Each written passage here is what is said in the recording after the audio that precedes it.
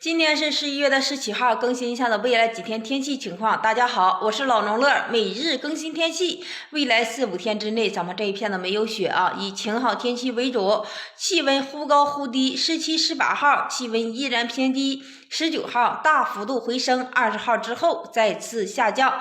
今天多地依然有5至6级的大西北风，个别地区阵风能够达到8级。详细情况视频介绍。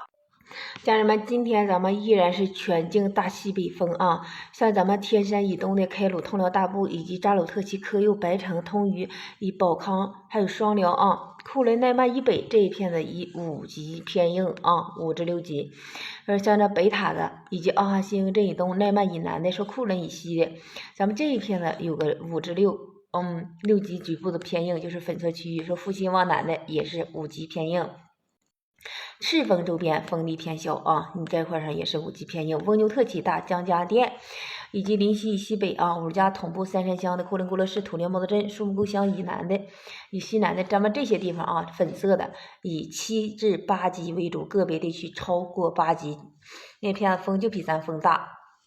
18号家人们，咱们是部分地区有风，不是全境有了。18号就咱们奥哈新湖的北塔的朝阳北部白山乡以及赤峰大部翁牛特起，从这儿啊，这个黄色的至江家店至临西、呼林古勒至三山乡还有风。通辽开鲁大部18号没风啊。19号咱们的风也是就这一小条，奈曼库伦以北、通辽开鲁以南这一条的奔着双辽芙蓉泉、八屋四平周边。